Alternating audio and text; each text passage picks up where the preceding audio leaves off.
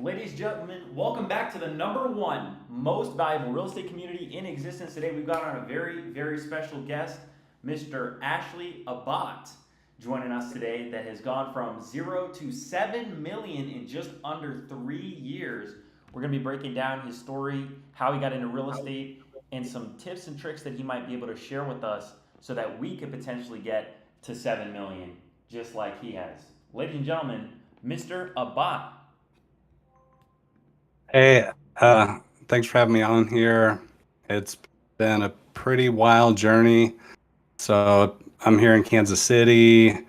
Uh, about 3 years ago, I've been listening to Bigger Pockets quite a bit. Anytime I was out for a walk, in the gym, whatever, constantly had my earbuds in, absorbing some content. I wanted to get into real estate, but I didn't really have the right opportunity yet. And right about 3 years ago, it it just seemed like the right time. And so at the time, I had heard about the BRRRR strategy. Most everybody, that's what they're pounding on Bigger Pockets. Buy it, renovate it, rent it out, refinance it, repeat. So that's all I knew. Bought my first house with a buddy, and we bought a house at the auction for like 90 grand that we went in on together. Worked really hard on it. We each made about 9 grand on that deal, which is not great for a fix and flip. You want to be making like 30 to 50, hopefully. And so I did that for like a year, and I had accumulated around 7 rentals in a year or so. And one day I was listening to Bigger Pockets while I was redoing some paint in the bathroom, and I heard an episode 527 on Bigger Pockets. You can check it out. It's 300 Doors with Pace Morby. And so if y'all don't know about Pace Morby, he is like the GOAT of creative finance. And in that episode, he pretty much talked about how you can buy a house with little or no money down, taking over the mortgage payments, and getting into those properties without having to do the BRRRR strategy, without having to do a ton of renovation. You just go to a seller, say, hey, let me take over your payments. You can move on to the next thing. Maybe they got a new job somewhere, or they need to move for some other type of family thing. And so there's always a reason, just with wholesaling, where somebody's in a rush to sell really quick. With creative finance, you can literally close a deal in a couple of days. As fast as you can get title clear, you can transfer the warranty deed on the property, and you just leave the deed of trust with the mortgage in place. So the biggest thing with creative finance is you've got a deed of trust or a mortgage. Deed of trust in some states is called a mortgage, in other states, and that secures the debt on the house. And then you've got a warranty deed, and that actually secures the ownership on the house. And there's no reason that I can't transfer the warranty deed to anybody else. And when we go to the title company, on the contract, we just put an exclusion in there that says exclude this mortgage from the transfer of title. So we leave that mortgage in place, and the new buyer, typically myself, I take over this like 2.75, 3.5% that the seller had. So the cool thing about that, I know we got a ton of wholesalers in this group. So a lot of the times you're going to see a deal.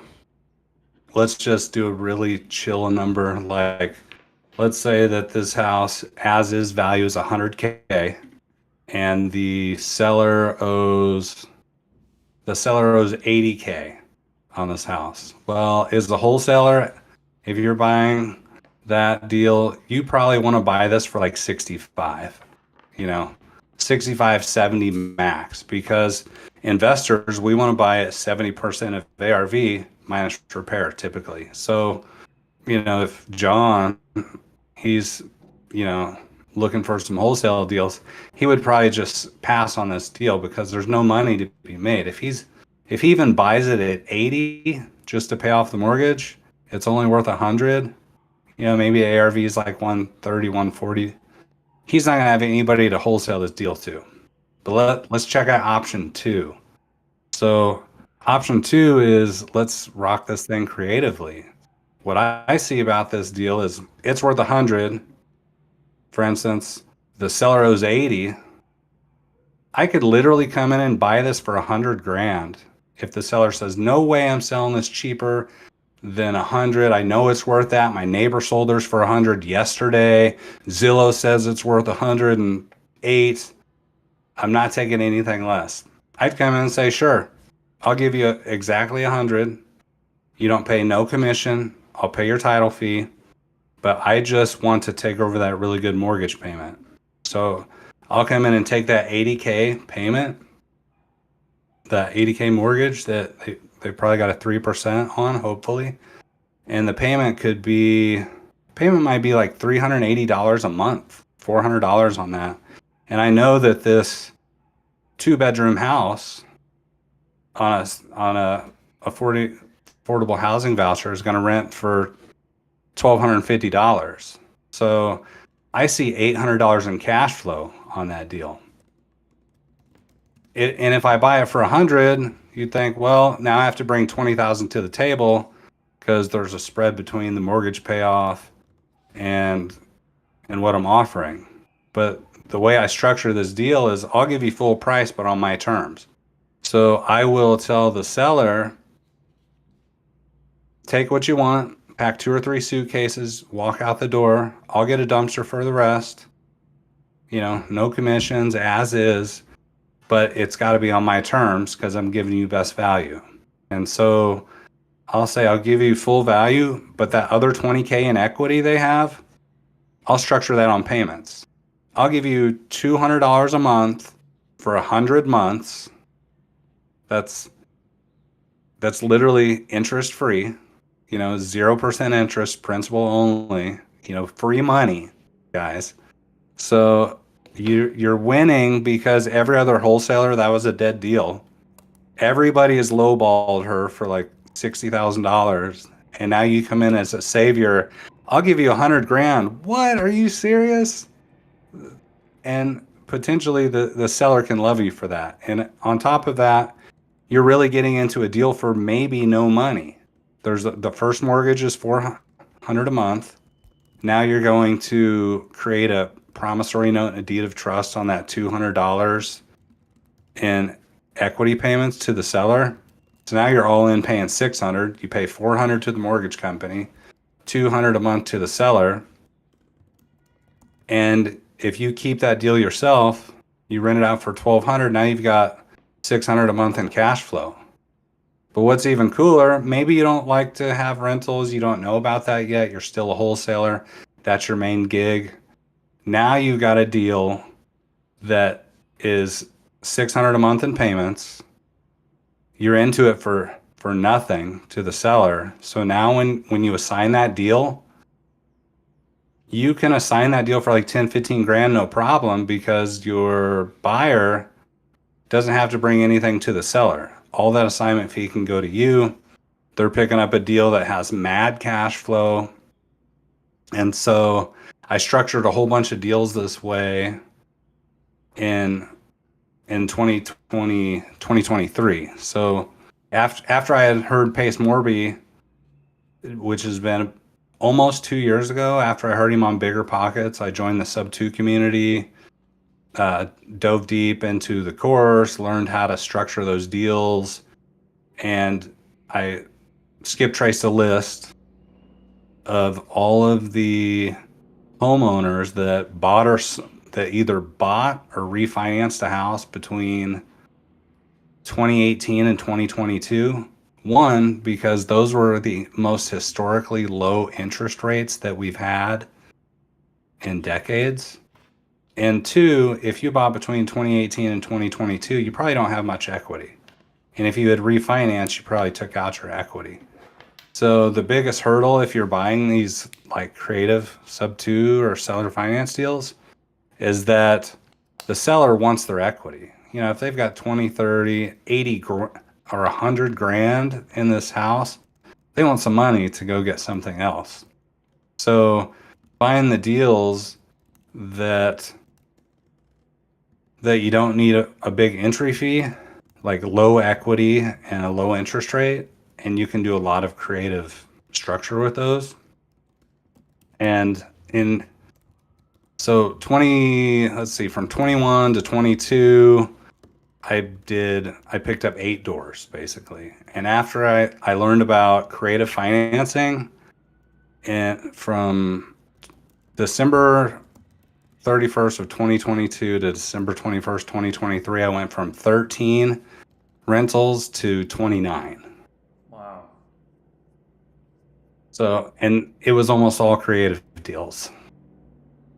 So, Well, that's incredible, man. You went from listening to Big Air Pockets to hearing about somebody that has done something incredible. I mean, Pace Morby has built, really an empire, when it comes to creative finance and sub two and educating people on doing that kind of stuff.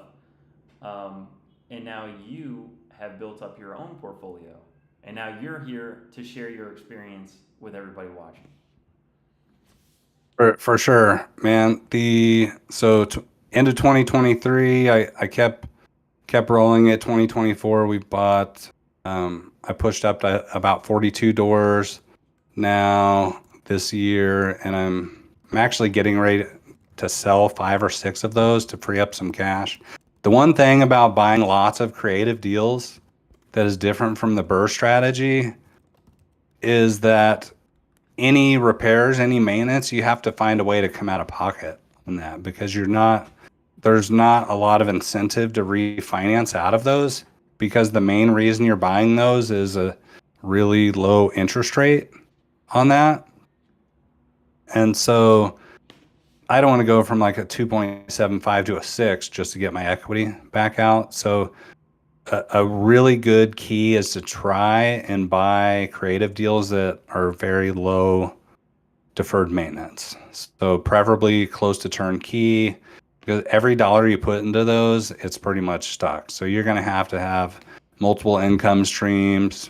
For myself, I was doing fix and flip. And if anybody was fix and flipping in 2020, 2021, by summer of 2022, the interest rates shot up to 7 or 8% on DSCR refinances. And it just wasn't really sustainable for cash flow. So I started, instead of doing BRRRR strategy, I started just flipping everything. And I would take any profit from a flip and I would go and use that to buy more creative deals. So a huge way I leveled up in 2023, I had bought this really, really sweet triplex in Lee Summit that I was renovating. And the bank had, after I finished the renovations, the bank only appraised it for 300.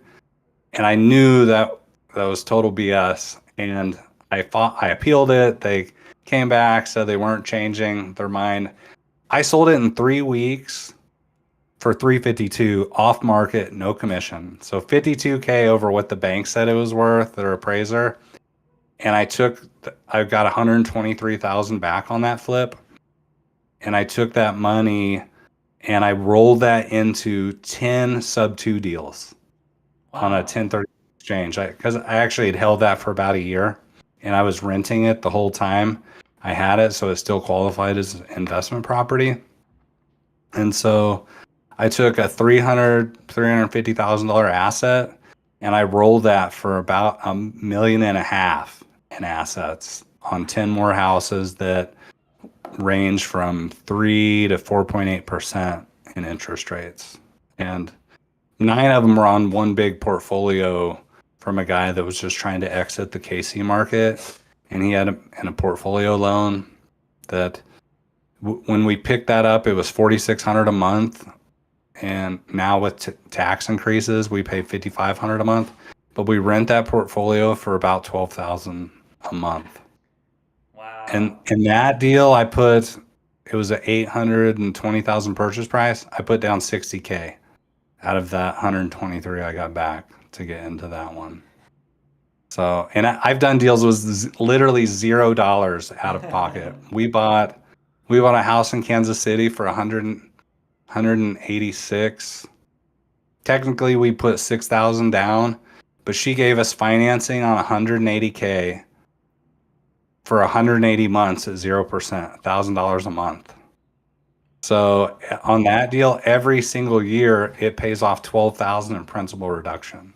So it's killer the way that you can structure some of these things if you just listen to the needs of the seller and what they're looking to accomplish on some of that. Yeah. So have you done anything creatively, John? Yeah, I mean, I've structured some sub twos with Matt, and I've tried to get some wraps going that haven't really finalized yet. I'm aware of how this works, but I haven't really focused too much on it. I'm more focused right now on novations and that kind of thing. All my acquisitions are just getting thrown up on the MLS or dispoed, to somebody in the community. Though I know that I'm not the only one in here that is definitely interested to learn more about creative finance because you can never have too many tools in your toolbox, right? And I'd love to know because you shared a gem being that period, that time period between 2018 and 2022 for everybody that either sold, purchased, or refinanced, locked in those lowest rates. What are some of the motivations that you're finding sellers have that would be open to accepting a more creative offer? That list is money for definitely for like mailers and cold calling for sub two. So we bought one deal where a pair of sisters lived together. It was in Raytown, 3.5% on the first mortgage at 160K. And we did a second for 40,000 for 8 years at 0%. And their main reason was they needed to move quick. They wanted to move to Columbia, Missouri because their sister was kind of sick and there was a new build down there, and the builder would not accept a contingent contract unless their house was at least under contract. And so timing wise, I knew I could close immediately and we got that deal done. So family illness, urgency to move. I bought a sick deal in Columbus Park in Kansas City, and that one we picked up at 3% on 250,000. We bought it for 348. We put 10K down, and we financed 90K with the seller at 3% for 27 years on that. And we Airbnb that. Our total payments like 1,800. We Airbnb it for 3,600 as a midterm rental, 30 days or more. Wow. He got job of a lifetime in Florida. He made killer money. He didn't want to have to wait around for an agent, and he needed to go. He already had in a place established at his new spot. He said, "I want to make 100K on my house. Done. I'll buy it for 100,000 over what you owe in your mortgage." And he needed 10,000 down to start to renovate his bathroom in his new house. I got you, bro. Here's your 10K. Here's your $100,000 profit because you bought for 250 like X amount of years ago. And he just wanted to get out and go. I've had a few other opportunities where an agent or a lender has reached out to me and said, "Hey, my client, they want to buy the house of their dreams. We can't buy that now because we're contingent on selling our old house before we can get the new house." I've got a solution for that. It's called a lease option. So a lot of, if I'm selling my house, I don't necessarily want to take an offer where somebody has to sell their place first, right? Right. So when you're writing an offer on a new house, you really want your lender to have a pre-approval that does not say contingent to sell your house. Well, Fannie Mae and Freddie Mac guidelines have a clause in there that says a primary homeowner can convert their house to a rental property and use the lease income to offset their mortgage for qualifying towards a new house. Typically, you would have to have 1 to 2 years of landlording experience to use those rents to qualify. But on conventional mortgages, they have this written right in the guidelines that say you can put a lease on your current home, use that income towards a new home. So we draft a lease option to where my company leases their property, but I also have the option to purchase. So as soon as we give the lease option where I'm leasing the property to their lender, the lender can write a clean pre-approval. They can go put their offer in. It can get accepted because, the new seller, doesn't want to be picky about that. And then as soon as they close on their new house, I'll execute my purchase, my subject to purchase with them. That way they're happy, they get their dream home, and I get a sub 2 deal, and I literally get to play hero on that. So it's helped the lenders, and I've done it where it's helped the agent. I've even had agent drop their entire commission on the previous house that maybe they listed because the new house that the client wants to buy is worth double. So it's either let me get a commission that's way higher over here, and give this one up, or I just lose both, or I get zero. So that's huge motivation. People want that new dream house. So you can reach out to agents, you can reach out to lenders. Hey, I've got solutions for this. If you've got a contingency problem to get in the new house, come talk to Ashley Abbott. Ash Buys Homes on Instagram. I got you. I'll buy that deal if the cash flow is there and I can get in without too much money. Now the caveat to that is if they need $50,000 to put down on the new house, I'll probably not be your buyer because I'm not looking to put $50,000 down into any deals. I typically want to be like 10,000 or less. If it's the deal of a lifetime and I'm walking into maybe $50,000, $80,000 in equity, sure, I might drop a really fat down payment, but there's so many more deals out there. There's always going to be a better deal. And if you save your dollars, you'll find more. And I think even Pace Morby really teaches that 10,000 is his cutoff. Really, he likes to put zero and as many as he can, but typically he's trying to be 10K or less because there's another deal that you can tee up that already has some equity in there. And those are my main lead sources. My other one that I'm really crushing it this year is just social networking with people at events. Kansas City. Are you in KC, John? No, I do the business virtually. Right now I'm in Medellin, Colombia.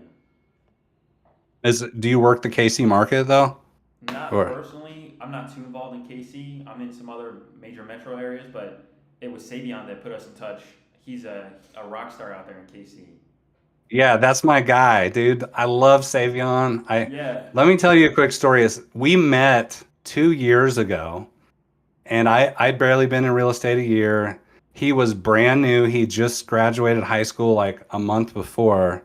And we went to this New Western event. New Western is like a massive wholesaler. They're all over the country. They had this rooftop event. It was the first networking event I'd ever been to. It was the first networking event Savion had ever been to. And he had this one deal. It was like his first contract ever. And he was going around to everybody on this rooftop. Yo, hey, I got this deal. I'm trying to dispo. And I didn't really even understand wholesaling at the time. But I was thinking, dude, I wish I had this motivation when I was 18 years old, fresh out of high school. And so that's literally how we met. And now he's crushing it. I'm crushing it. At the time, I was barely learning real estate. I didn't know any creative stuff. I was just trying to get my name out there too. And it's been exciting to watch him and just kind of work in the same circles. And so the thing about Kansas City is everybody likes to help each other. And so there's lots of networking events. I try and get to those, and I get a lot of my deals by just showing up to an event and talking to people, meeting people, telling them what I do. Hey, I'm willing to help out. Call me if you've got a question. And people will come to me and say, hey, I've got this pre-foreclosure. There's not much equity here. I don't know if I can do anything with it, but somebody said to call Ashley Abbott. He might buy it. And so I bought a ton of deals that way because they had really low interest rate. The wholesaler was going to make nothing on it. It was a dead lead, but at least I was able to kick him like $1,000 or $1,500. If it was a smoking deal, I've tossed out 2,500. And I've even done as little as like $500. I'm like, this is horrible, but somehow I can make something work. But it's going to take me like 5-6 months dealing with the bank. So if you think it's dead, but it's a low rate, I'll get you something. Most likely, if it could be a deal, I'll figure out how it can, and I'll try and teach you how to figure those out for yourself. That way, you start making the money on them instead of me. I'd really like if I could help everybody be an investor. Would be the sweet spot. I heard a couple people talking lately, like if you're a wholesaler, you're not in real estate. If you're a real estate agent, you're not in real estate. You're just in the service industry. You're servicing investors. The investors are in real estate. So until you're actually investing for yourself, like doing that first deal, you're not in real estate, man. You're just in service like everybody else. So I challenge like everybody that hears this or has a passion to get into real estate. Maybe you start in the services around real estate, but actually get into real estate, invest, get your first deal, learn about creative. John, you said something about learning your exits, novations and stuff. The biggest thing that leveled me up was learning all of those exits, like learning what novation is, learning what creative is, learning about wraps, or throwing it on the MLS or cash. You can wrap a deal and make ridiculous amounts of income. I bought a deal that nobody wanted to touch a few months ago because the seller had 10 or 11 chihuahuas in the living room that were going to the bathroom everywhere. The place smelled. He was kind of a hoarder, and we went through tons and tons of cleanup on this, but it was so nasty. But all I smelled was money. And it was a huge house, and it was in Northeast KC where we've got a huge Latino population, and there's a lot of people that want owner finance in that area. And also a lot of owner finance people, they want big houses, they want basements, they want oversized yards. And this house had all of those things, but it wasn't necessarily the most desirable house because of the work that needed to be put in. But we bought it for 72. We ended up all in for 115. We got it appraised for 200. And then we lease optioned it for 227 with a 25,000 down payment at 9% with an amortization schedule. So the trigger price will go down with every payment. Eventually we'll exchange out for a contract for deed after a decent payment history. But that deal is going to could make us $300,000 if they ride the loan out on that. And at the lease, it's making us at least $140K probably on the spread and the interest that you get on 5 to 7 years. So lease option is huge, which is basically it's the same thing as a wrap. Wrap around, you're just putting interest rate arbitrage on top of the regular rate. You get it for 5, you give it to somebody else for 9, and that's huge opportunity to make some spread there. So that's really the big thing of getting most of those deals I picked up was learning the exits, learning Latin sub 2, connecting in the KC community, uh, anything anything is popping in your head, anything I'm missing, anything you'd like to hear about. Well, talk to me about what your goal is, man, because it seems like you've been able to go from 0 to 7 million in the last approximately 3 years, and that's incredible. Where is it that you're going from here? What is it that you want to ultimately do? How is this going to be a stepping stone for you to get to where you're going next, or is this what you want to just continue to focus on? Dude, so we self manage everything. I've got like this is my office. It's like a little bedroom in my house. So I'm not even kidding. Like this I got this whiteboard. This Your is my CRM. computer basically. Like this whiteboard I'm not playing. And this little room has made us like $2 million in the last 3 years. So we have owe about 4.7 million in loans. We're a little over, I think, 7.1 million in valuation, and we did it in this tiny room. And I've got two people that help me out manage the 40 rentals, and that's it. But it's a grind, y'all. If you want to own a bunch of houses, it's work, dude. It's the cash flow is not really there. It gets there eventually, but at first, it's a lot of work. Things break, people don't pay, you're evicting people. You got to learn to underwrite your tenants better, your repairs, all of those things. So, what I do I want to get to 50 and 100? Absolutely, but I'm really working to strengthen the company right now, scale.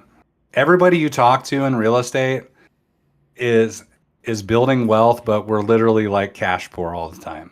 So you have to be very conscious of those things and just don't rush. I'll tell you that I was really hung up on getting 36 doors in 36 months. That was like I predicted 2 years ago when I had like 10 maybe. I was like, I'm going to get 36 in 36 months. I actually bought 60 in 36 months, but we've sold like 18 doing flips, and then I sold a few of the rentals to free up cash. So, but along the way, I bought at least 7 really bad deals, Hmm. terrible deals, like Tell us about those. terrible deals that had What like made bad those? tenants. Yeah. What? What made those deals terrible, man? Talk to us about that, because everybody loves to talk about the highlight reel. Real estate's amazing, but what went wrong? Sure. So for let's say I've got these 2 deals. They're in KC, not the best area. I got them. I picked them up on seller finance, low entry fee, and they had some of the worst tenants in there. The seller didn't disclose that the tenants weren't paying the utilities, even though the leases said they paid the utilities. Well, we didn't verify that, so call your utility companies, check that. And then one of the houses, we actually paid some cash for keys to get them out because they also were behind. So we dropped a little money there, and they had so much stuff in this house that when I inspected it in the first place, I missed a $16,000 foundation job Hmm. because it was just kind of hoarderish of what was in there. And sometimes you'll miss things. I typically am not missing bigger ticket items, but on this house, I missed what ended up being 16,000 in foundation work. We had to jack the house up, had to do some piering, had to put these dead man anchors to pull a wall out. And then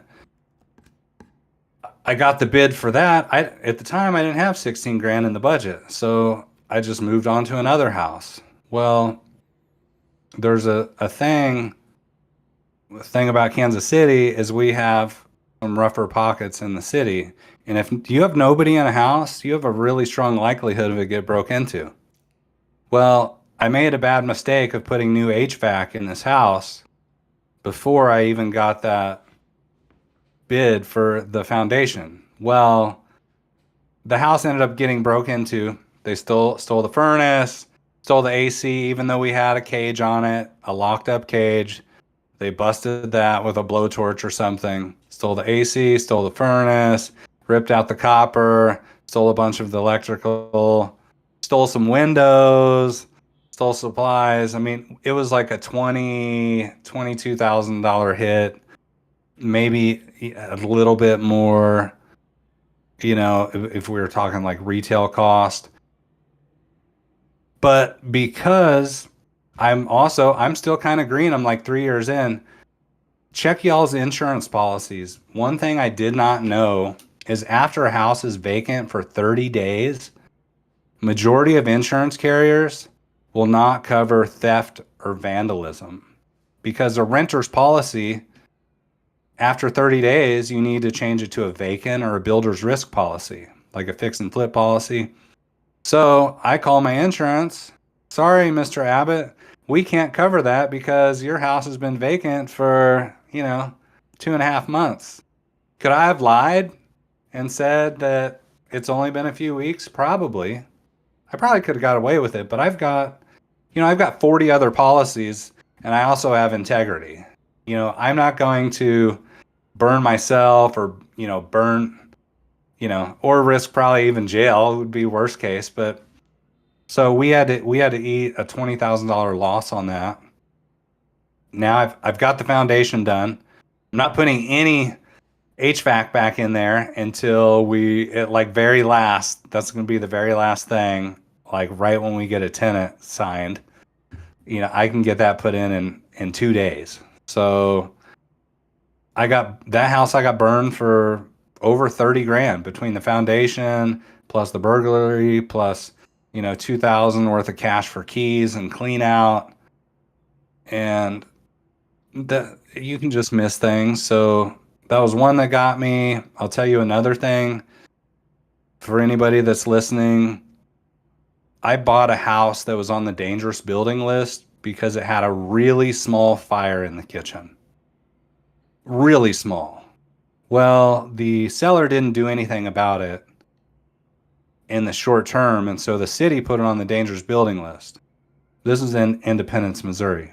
Well, if anything goes on a dangerous building list or condemned, anything like that, you're going to have to pull permits for everything to do your work after that.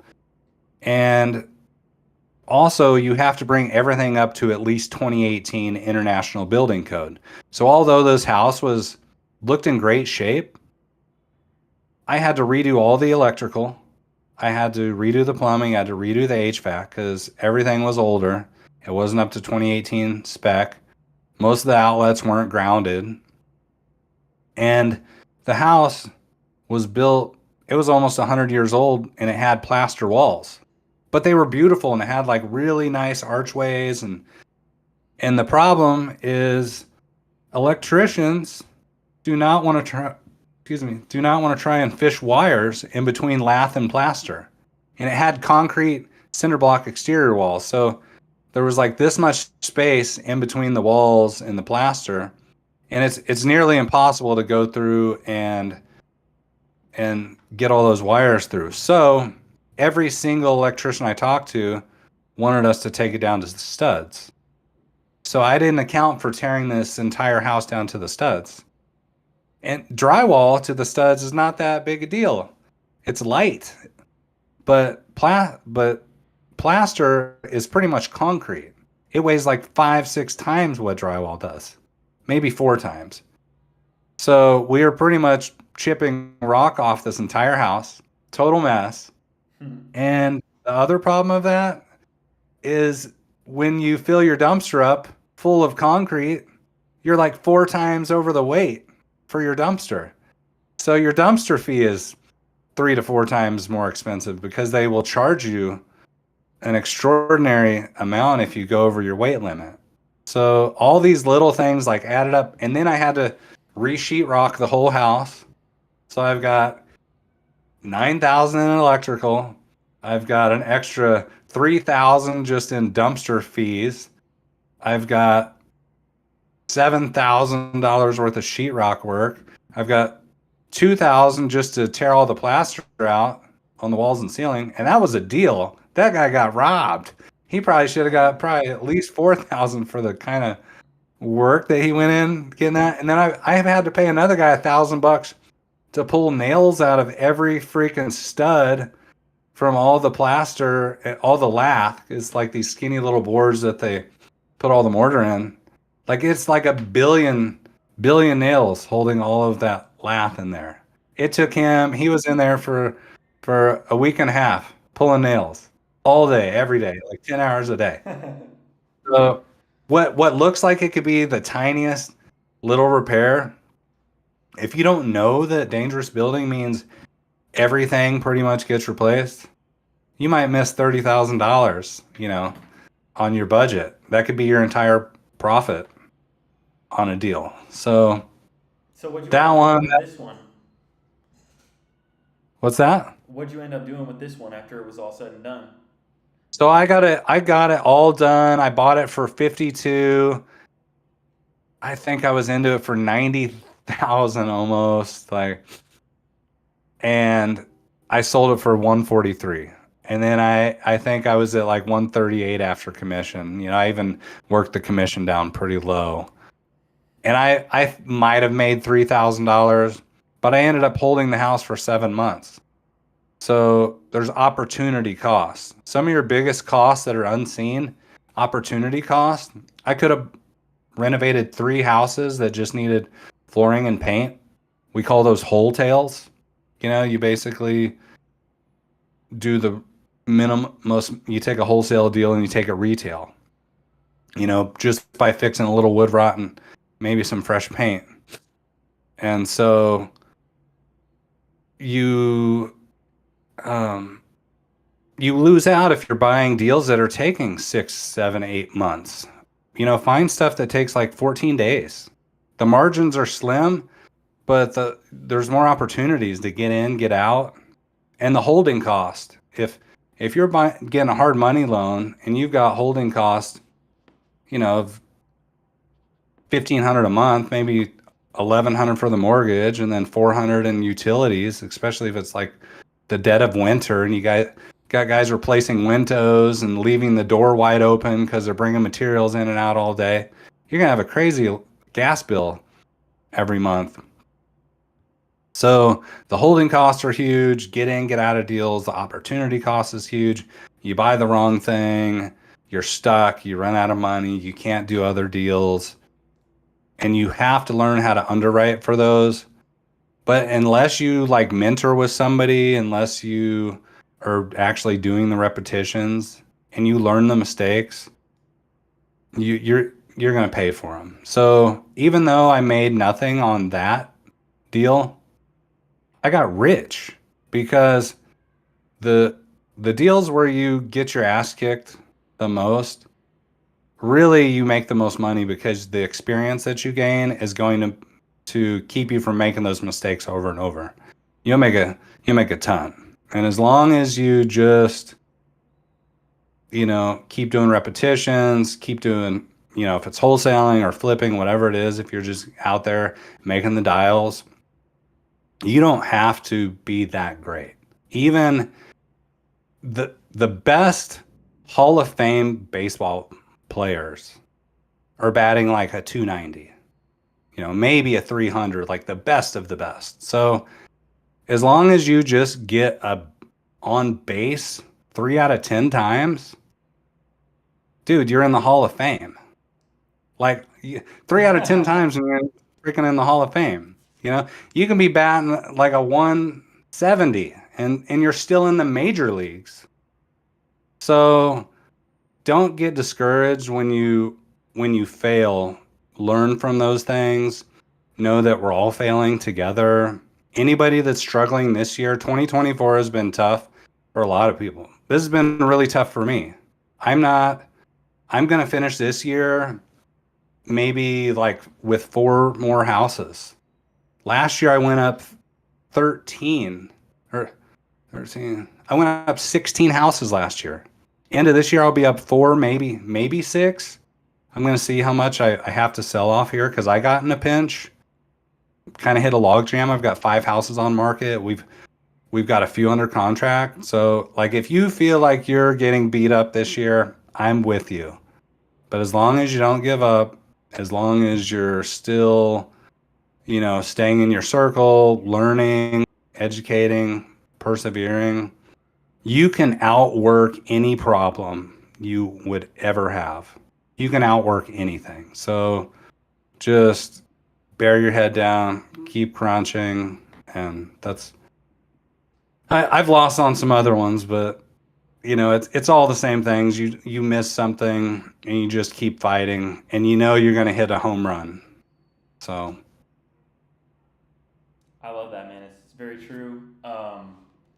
You can't outwork anything, any problem, any sort of situation that you find yourself in. You can always get out of it, and it's always inspiring to see people that find themselves in these sticky situations get up out of them, right? And I definitely agree with you that we learn the most on the deals that don't go smoothly, because I can tell you, I like that you're bringing up the fact that these people are just at bat, man. Just get to first base, get to second base, just get a base hit, but swing. I think that's what stops a lot of people is they are so focused on getting a grand slam that they strike out. They don't even hit the ball. They don't even make the calls. They don't even put in the reps. They don't even pick up the phone. They don't even talk to people. yeah, I'll take a base hit any day. I mean, I've done assignments for like $250, $800, $1,000. And I've had my best is 40K. I did this summer, and that's not my main jam. Really, I try and take everything down. But if I need cash and I've got too many projects going, 100%, I'm gonna wholesale. I did just notice we got like comments popping up over here. Somebody asked, "How do you handle the due on sale clause?" So that was sweet. That was like 2 minutes ago. So do not worry about the due on sale clause. Literally, at least not right now. So for one, it's like 1 or 2% that it happens. And it's usually with small time banks that have it like in their portfolio. Most of these big time operators, they are not combing through seeing who has sold these houses. The majority of the reason it comes up is because you haven't done your insurance right, which you always, if I take something over sub 2, my seller, I always have to keep them on the insurance because the mortgage company wants to see that. But I will add myself as another insured party. I put my company as an additionally insured party or primary. If I'm on the warranty deed, I switch me as primary. Depends on the insurance agent. And then I'll put the seller as additionally insured. But as long as they're somewhere on the insured, then you're good. And if you have a seller carryback to the seller, they're also a mortgagee now as well. So you want to put that too. So their note gets paid off if the house burns down. So the big thing is if it does get due on sale, you usually have like anywhere from 15 to 45 days to remedy that. All I have to do is deed the property right back to the seller. And then the bank can't do anything about it. Oh, we're sorry. I didn't know couldn't do that. My bad. And instead, we sign a lease option, which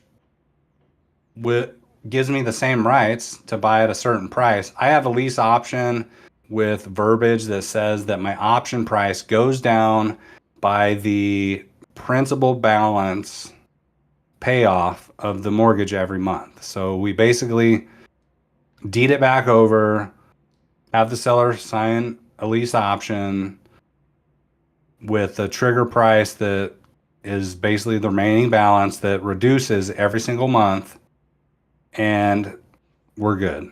Now, technically, I would lose my ability to take depreciation on the house, but then I also don't got to worry about depreciation recapture when I sell it down the road. And you could also do a contract for deed and not record it. There's no reason you have to record a contract for deed at the county. So you can switch to a contract for deed, but technically a contract for deed, to my knowledge, is also transferring equitable ownership of the property. So you could probably get a due on sale for that. I do think that you could do contract for deed, not record it, but you could record an affidavit, a memorandum at the county, and a memorandum basically just points to another document. It basically clouds the title in a way that if your seller somehow tried to still sell the house after technically they sold it to you, if somebody pulls title, they'll see this memorandum, they'll reach out to me because it's, it has to do with my business entity. And I'll say, hey, what is this? And I'll say, oh, well, we've got this we'll have a contract for deed on it. But if the bank is looking into the deeds, which typically they're not, they only worry about stuff if they're foreclosing because somebody didn't pay or if the insurance is messed up. And if you just have an affidavit, you're good, because that doesn't say that any equitable ownership has been given. That could be for like a purchase contract, or in any number of things that really don't matter, because it's not necessarily saying equitable ownership is being given rights to somebody else. And that's where due on sale language comes in. And I have seen banknotes that say that if you have a lease agreement for more than, I think, even 3 years, maybe it's 5 or 10, but if you give somebody a lease agreement for a certain period of time, that technically grants them equitable ownership in some capacities. So, and maybe it's 30 years, but it legit, there's a thing where a lease of a certain period or longer, a bank could put verbiage in their due on sale where they could try and call that note due. So there's always ways around that to switch for a lease option. I have a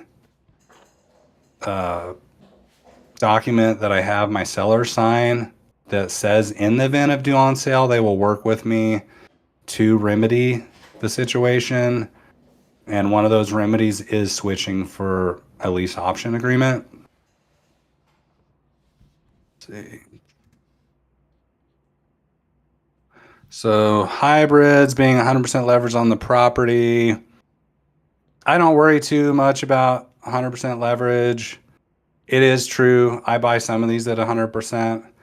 But when I do that, they have a really low rate. That first mortgage is probably paying down $200 to $300 principal on the first mortgage. And then the second, that on the carryback, I almost always structure those as 0%. And if I don't do 0%, which could be anywhere from $200 to $400 in principal reduction monthly, I will structure it to mirror the first mortgage. And I'm only buying these from 2 to 5% rate. So again, on the second position money, I have a really high reduction in principal. And I'm almost always buying these a little bit undervalued. So if I'm, telling the seller one price, I'm probably a little bit loose about that. I might have some other comps in my head, of where it could sell on the MLS, but I'm also buying from them saying, hey, this is no commissions, this is as is, this is I take out the rest of the trash, and this is fast. So I'm still working to get a slightly better deal. And my cash offer is always way lower. So I will anchor them at a really low price.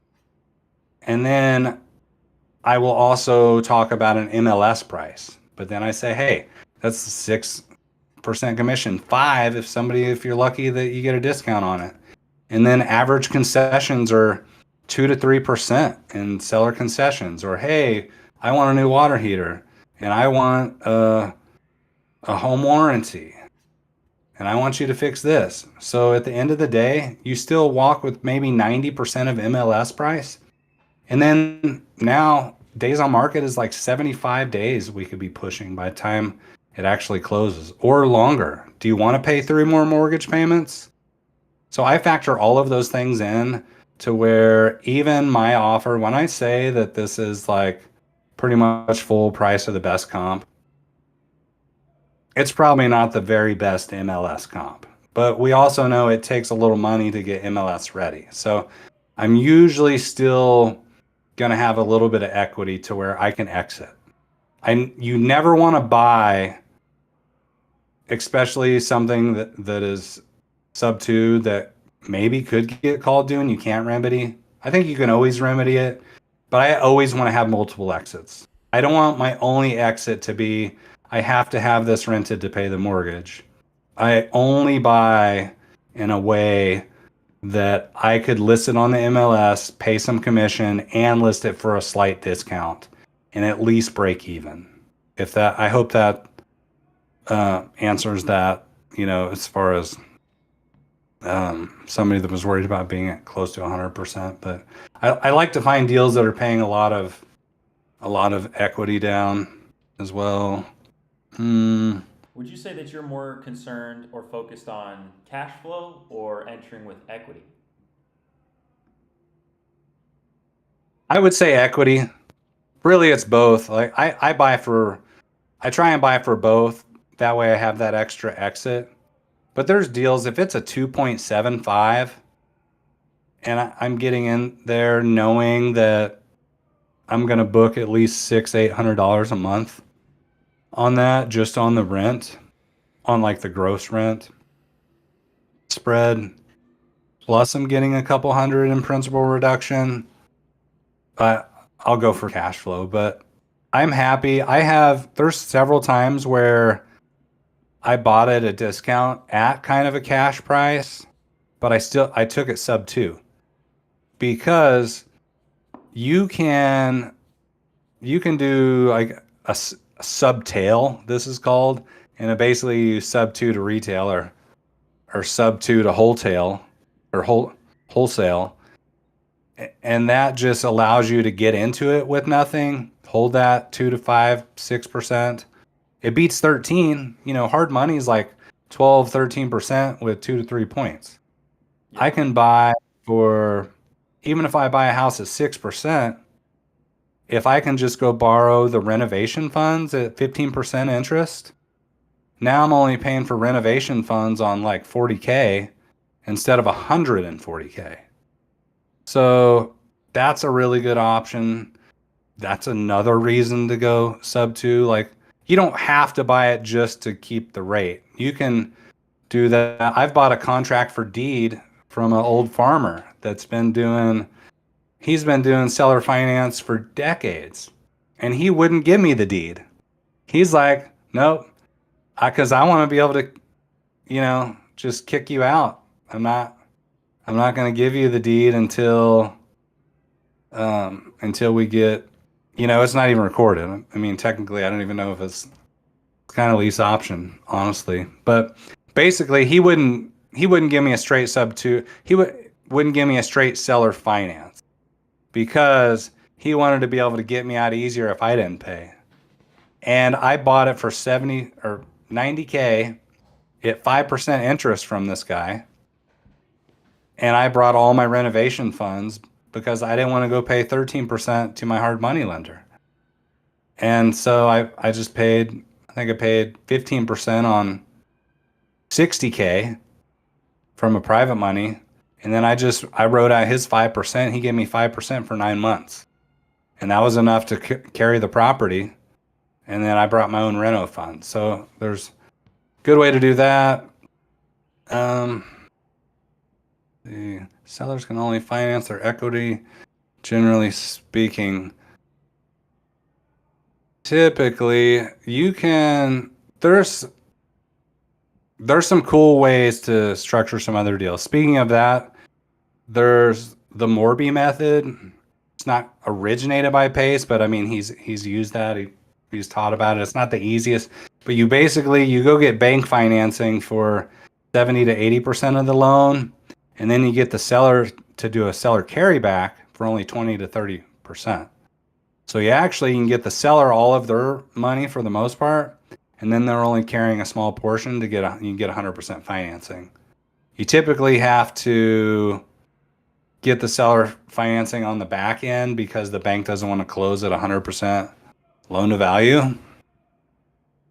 So what would that look like? They would close, they'd receive the 20%, and then they'd send it to you out of escrow? I mean, that's got to be a lot of Well, paperwork. yeah, what we do is you use two sets of escrow instructions, and one would say you have to bring in your own money or use a transactional lender to bring in the funds for the other 20%. The bank usually won't wire in their money until they say, has the buyer brought in all their funds? And if the buyer's brought in all their funds, then the bank's ready to wire their funds. So money has to hit title. And at that point, all the money gets in the loan funds. Well, I have an agreement with the seller and with title that's only between us and the title company, not the bank. And it just says buyer and seller to agree to hold back $30,000 of proceeds until further instruction. And so after it closes, title company wires the seller all their money except for 30K. And maybe that 30K was like the 20,000 down payment. Well, after we close and record the first mortgage, then you can have one more agreement that goes to title that's signed by both buyer and seller. It says buyer and seller agree that holdback funds shall be released to buyer, and then I get my money right back. And what we do is when I get that back, we record a promissory note and a deed of trust, a second mortgage, basically. We go and record that at the bank too. And now you got in with 100% financing, and the seller is only carrying a small portion instead of a big portion. And those are great when maybe the seller's house was paid off, 200K paid off, but he doesn't want to seller finance all that. Well, you can get him 160, and then, he only carries 40% or, 40,000 something. But the banks, a lot of banks, they're not really too concerned on this, but their underwriters and the underwriting guidelines will say we do not allow a combined loan to value, which is between any first or second loan above maybe 75, 80, 85%. Usually they'll go from 80 to 85, but you're going to 100. They could call your loan due. But that it hardly happens because people all the time are getting second mortgages on their houses. Happens all the time. Those second mortgage companies are not typically going to the first mortgage company and saying, we're about to put a second mortgage on here. We just want to make sure you're cool with that. They just go and record those all the time. It happens like HELOCs all the time. Nobody's hitting up the first mortgage company. So you can totally get things done like that. It just takes a little more paperwork, a little tweaking to do it right. And Talking about this, it so got me kind of thinking about how we could implement this for novations, because that's one of the things we've been talking about lately, is that technically net listings are illegal in a lot of states. You can't do a net listing as an agent, though if you could give escrow instructions for an escrow officer, to only disperse, a specific amount of funds and then release the rest to you, maybe that could be a workaround in the future. will you run that back? So I had a work text. No, all good. So we've been talking about how net listings are generally illegal in most states. So you can't say as a real estate agent, hey, I'm going to give you this and I'm going to market the property on the MLS and I'm going to profit the rest, right? Generally, it's illegal to offer somebody a net listing, but when it comes to a novation, it's kind of similar to what a net listing looks like, being that we agree that the seller is going to net this amount, but we also agree that we're going to purchase that property. They're not going to make any repairs. There's more to the offer than just a typical net listing. And so one of the things that was brought to my attention was that because it's illegal, a lot of agents don't want to work with novations, and so we're kind of trying to come up with creative ways to work around looking at a novation as more of like a net listing and making it more of a service or offer, to the seller.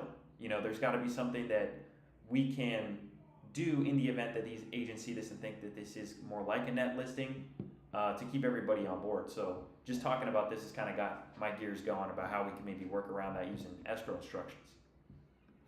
So I think net listing, I mean, novations, it's a little gray. I mean, clearly we're not calling them net listings because they're happening all the time in states that say net listings are illegal. I mean, it's happening constantly now. It's really popular. So I I think until like there's some other things, really a hammer comes down on that, I wouldn't worry too much. But there's so many ways to do stuff. I write marketing agreements or commission, typically marketing fees and stuff for agents when I do lead production for them. I'm not an agent, but I give leads to agents, a lot of the time. And agents can't split commissions with people that aren't agents, but they buy leads all the time. So if I, you know, clearly can't get a referral fee from an agent, but there's no reason I can't be a marketing company and charge a marketing fee. So there's plenty of ways that you can invoice stuff. You can take consulting fees. You could hire somebody on a separate consulting agreement, within or outside your entity. I think there's a million ways to creatively, literally do get all of these things done. As soon as something happens and somebody gets sued for something and the hammer goes down on everybody, there's going to be a new creative outlet to make that exact same thing work, whatever it is. Like there's always going to be some kind of vacuum where people something swoops in to fill the space and still get things done. Absolutely. Well, Ashley, man, it's been an absolute pleasure to sit down and chop it up with you. I'd love to open it up if anybody in here has some questions. If you've got some time to answer some questions from the community. Sure. Yeah, I'm looking at this thing. If y'all got something, shoot it to me. I'm trying to read through here. Remember crate still. You guys can ask me on my Instagram too at Ash Buys Homes, and I think I've got my contact info on there as well. Dude, so tell me a little about this community. Like I don't know what y'all do, how big you are. Yeah, man, we're about 20,000 professionals nationwide strong, and we are focused on usually direct to seller acquisitions. Now, there are some people that do, direct to agent and that kind of stuff, but we're just pretty heavy on acquisitions and creative finance. Not specific to just subject to and wraps, that kind of stuff, seller finance. We've got a very diverse community here full of people that are in all sorts of different backgrounds, from strictly wholesaling to investing, being landlords, flipping stuff. You'll find agents and lenders in here. I mean, it's a lot of great people, and they're working, in all sorts of different markets. They're not just in their backyard. A lot of the people that are here do work in their backyard, but many of us are working virtually. I just so happen to be working virtually. I run a PPC campaign myself in, major metro markets, and I'll negotiate and do the deals completely virtually. And I'm a full-time digital nomad, so we want to really show people what's possible through real estate, being that you can really create freedom for yourself to some extent, right? I know that if anybody is really in the trenches right now, as I am, calling away and making the calls and grinding, in the business, it's not as free, maybe as social media wants you to believe that you'll be, but we're working towards something that can buy our time back. We're working towards something that can give us that freedom in the future. And so instead of focusing on stuff that's temporary, we're all in it to build long-term wealth and create long-term opportunity. So the connections in here have been absolutely insane. Yesterday we had a prestigious founder, the guy who founded eXp Realty, come and join the community, and hopefully we can get him to come on and speak on the podcast as well. you just never know, who's in these rooms. I've talked to dozens of people that have gotten, private money connections, hundreds of thousands, almost $1 million on one specific portfolio, all just through the connections in this community alone. So I'm beyond blessed, to be in proximity with everybody that's in here, doing all sorts of different things. And I just know that whatever sort of opportunity that I come across, as long as that person is motivated, we've got a solution for them. Heck yeah, dude, I like that. Yeah, I'm glad we got to connect too. Have to thank Savion for getting me in touch with you guys. And yeah, if anybody needs something, hit me up, John. You got my info too. Hit me up, and I'll look out for any questions if y'all got stuff to send to me. I'm buying in KC, so always buying, not just Talk to us. creative. I doing Talk fix to and us a little bit flip. about So where you're looking, what types of deals you want to buy. Tell us a little bit about your buy box. I am really strict to 70% of ARV minus repairs. And if you've got something in KC, especially if y'all are virtual, I can go hit boots on the ground for that stuff. I like to underwrite deals, so I will. You send me an address, I'll go hit it. I can probably go hit it that day or at least the next day. If not, somebody on my team can for you. And then I buy the city, I buy the outskirts. I like nicer neighborhoods, but I'll buy in some of the rougher neighborhoods too.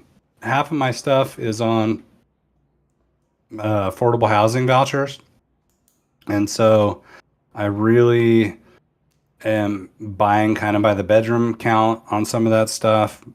And in the a lot of pockets in KC, I'm like 65, 85, 95 for 2, 3, and 4 bedrooms, like all in with repairs.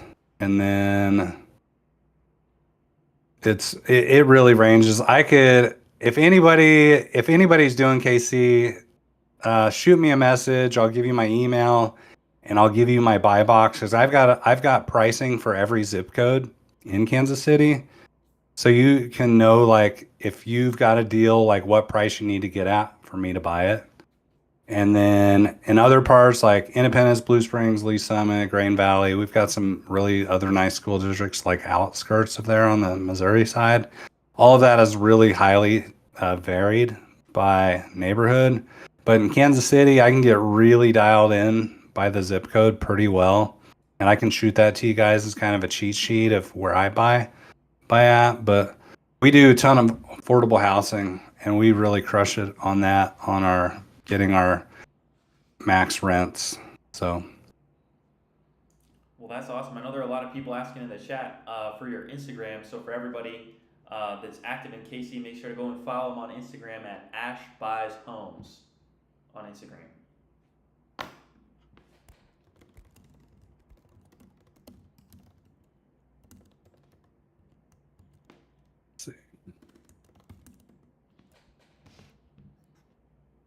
sweet. Thanks, John. I am not the most like literate at some of the social media stuff. I'm working on it. I've got like 270 followers now, maybe. So uh, Well, I'm I'll tell you, trying. man, But in you've got a person, I'm bunch I'm of great with content. people. You've got a bunch of content coming from this, man. You'll be able to chop it up and make reels. Heck yeah, man. Dude, I appreciate you. I'll let you get to it, man.